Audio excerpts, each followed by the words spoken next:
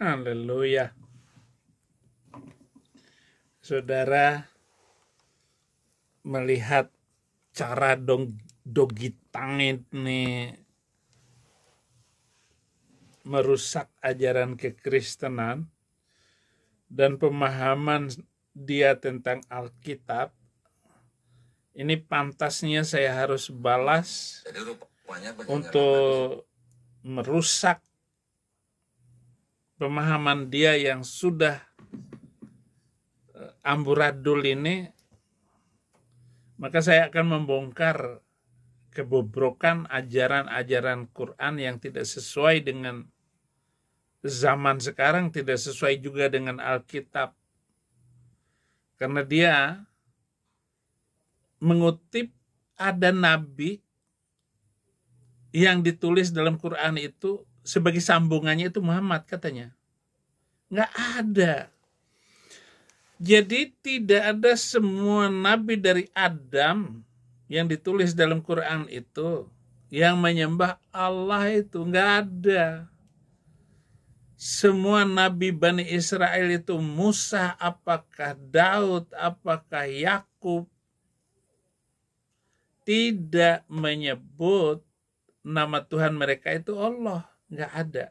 Kalau ada satu keterangan ataupun buku ataupun pelajaran secara filologi bahwa baik orang Yahudi maupun orang Kristen, bahwa nabi itu, rasul sekalipun, Paulus sekalipun, tidak menyebut nama Tuhan itu sebagai Allah.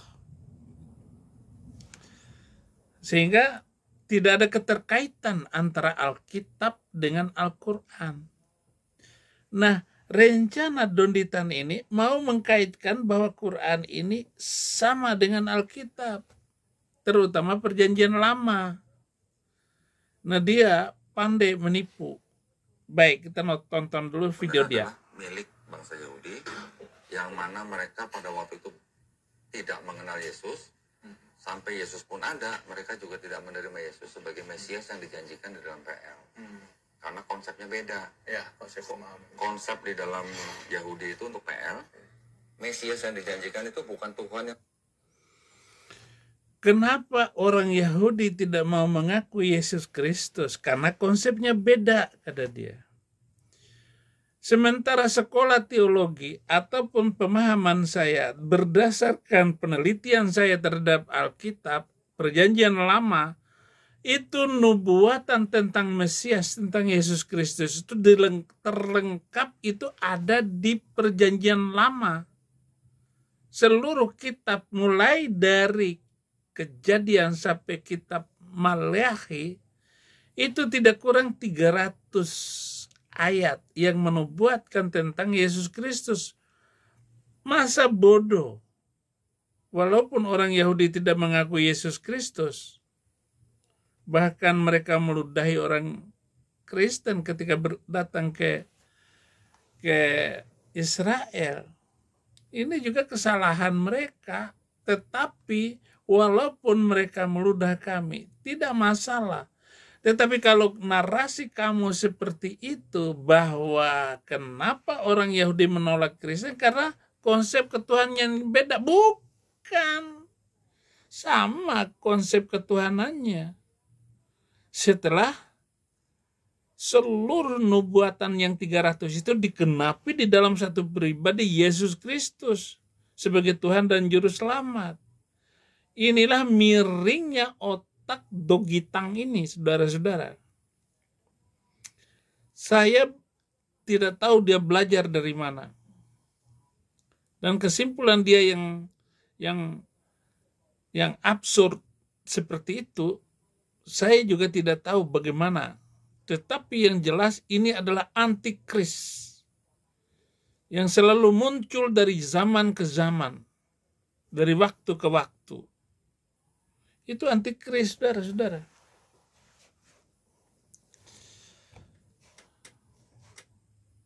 Ya kalau suruh debat dengan saya nggak pernah takut. Kamu datang ke Amerika, saya nggak mau debat di Indonesia karena nggak sopan bangsa itu. Bangsa yang tidak beradab sama sekali. Yang turun sendiri jadi manusia gitu Pak. Terus bukan datang 2 kali. Datang cuma sekali, bukan datang sekali, gagal misi, terus datang lagi, itu nggak ada konsep begitu Pak. Gitu. Itu di konsepnya Yahudi. Dulu kita pernah tahu nggak Pak begitu? Nggak ada Pak. Karena pendeta nggak pernah ngajarin begitu juga. Pendeta nggak sekolah gitu. Tuh, nah, tahu tak? Katanya pendeta nggak pernah ngajarin. Semua pendeta akan mengajari seperti teologi, dan sekolah-sekolah teologi itu mengajarkan bahwa Mesias itu akan datang dan akan datang untuk kedua kalinya. Semua akan berpola pikir seperti itu, pengajarannya sama seperti itu. Tetapi kalau ada yang mengatakan menolak ataupun tidak percaya Yesus akan datang untuk kedua kali, itu antikris. Itu orang kafir. Siapa antikris kalau bukan dari Quran, dari Nabi Arab itu? Antikris. Sama. Akan muncul zaman ke zaman. Dan antikris terbesar yang pernah lahir di muka bumi ini adalah Nabi punggung 25. Nomor bajunya baju 25.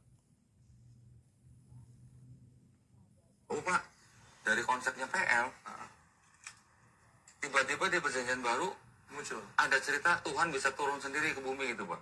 Ya. Muncul dalam bentuk manusia Yesus gitu. Terus kemudian mati untuk menebus dosa manusia gitu. Konsep itu kan nggak ada di PL. Konsep di PL kan kalau satu orang, satu manusia, satu bangsa berdosa, dia kalau bertobat diampunin gitu. Kalau perlu sudah dikasih perjanjian baru lagi, tetap gitu. Kenapa dalam Al-Qur'anmu, di nabimu, bahwa nanti yang datang untuk kedua kali itu Nabi Isa Al-Masih, yang mau kamu samakan dengan Yesus Kristus. Dalam beberapa hal mungkin berbeda. Oke, kita samakan saja Isa Al-Masih dengan Yesus Kristus itu supaya kamu senang. Masalahnya kenapa nabimu bilang yang akan datang itu tidak lama lagi adalah Isa Al-Masih?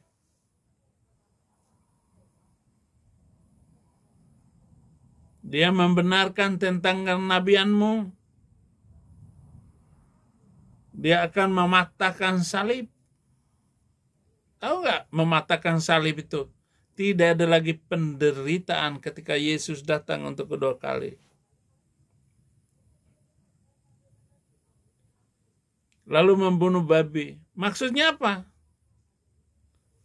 Muslim, inilah babi yang selama ini kamu musuhin, yang kamu bilang haram itu, makan tuh daging. Meniadakan pajak. Orang sudah kaya waktu itu. Dan sekarang kita melihat bagaimana kekayaan orang Indonesia. Dari dulu nggak bisa masak karena beras nggak ada. Tahun 60 itu orang terpaksa makan itu pisang, gedebok pisang di tengahnya untuk dijadikan sayur. Nggak kuat lagi, kecuali makan batang pisang. Begitu susahnya, tetapi sekarang semakin kaya. Nah, kedatangan Yesus untuk kedua kalinya itu makanan berkelimpahan. Pajak aja orang kembalikan. Kita nggak perlu bayar pajak. Tapi sekarang masih perlu pajak. Bangsa yang maju ini. Coba tanya ya, saya tanya. Kamu menolak kedatangan Yesus untuk kedua kali. Itulah antikris. Tetapi kenapa yang akan datang nanti adalah Isa Al-Masih? Jawab.